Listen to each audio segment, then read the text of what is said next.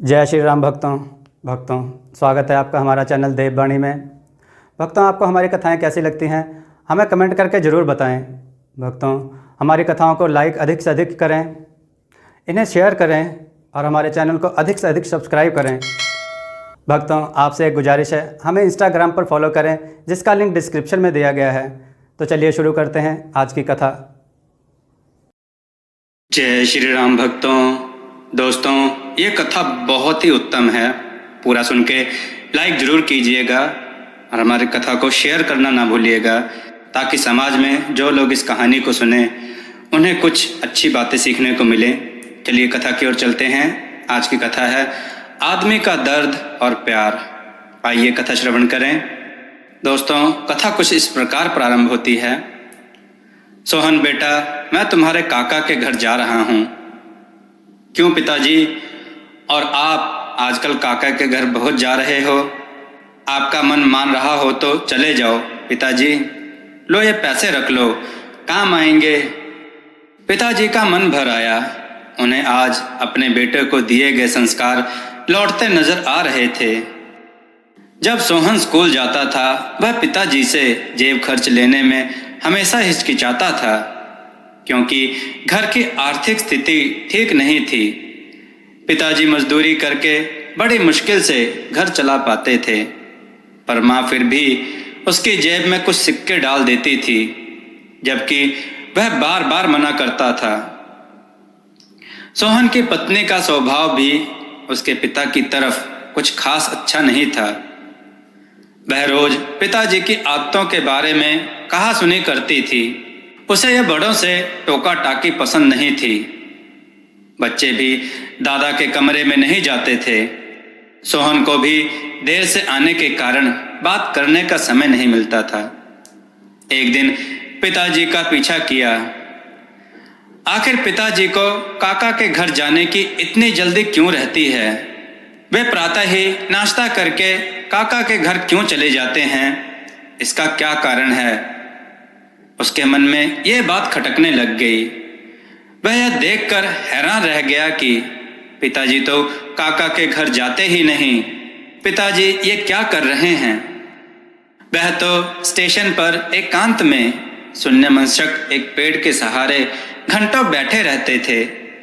तभी पास खड़े एक बुजुर्ग जो यह देख रहे थे, उन्होंने कहा, बेटा क्या देख रहे हो? जी वो अच्छा, तुम उस बूढ़े आदमी को देख रहे हो? वो यहाँ अक्सर आते हैं और घंटों पेड़ तले बैठकर सांझ ढले अपने घर लौट जाते हैं।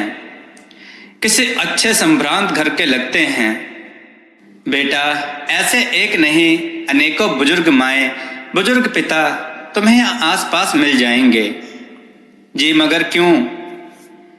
बेटा, जब घर में बड़े बुजुर्गों को प्यार नहीं मिलता, उन्हें बहुत अकेलापन महसूस होता है, तो वे यहाँ वहाँ बैठकर अपना समय काटा करते हैं।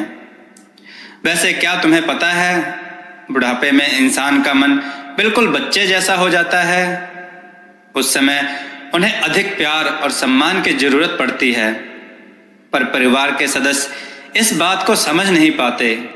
वो यही समझते हैं उन्होंने अपनी जिंदगी जी ली है, फिर उन्हें अकेला छोड़ देते हैं।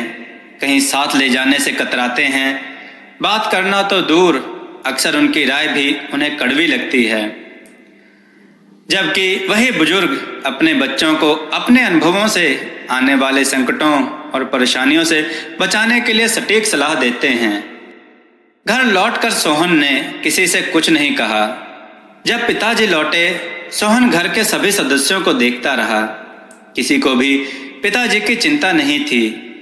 पिताजी से कोई बात नहीं करता, कोई हंसता खेलता नहीं था, जैसे पिताजी का घर में कोई अस्तित्व ही ना हो।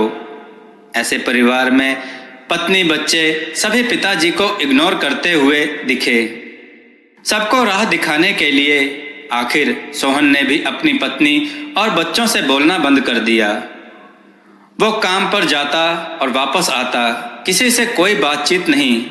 बच्चे पत्नी बोलने की कोशिश भी करते तो वह भी इग्नोर कर काम में डूबे रहने का नाटक करता।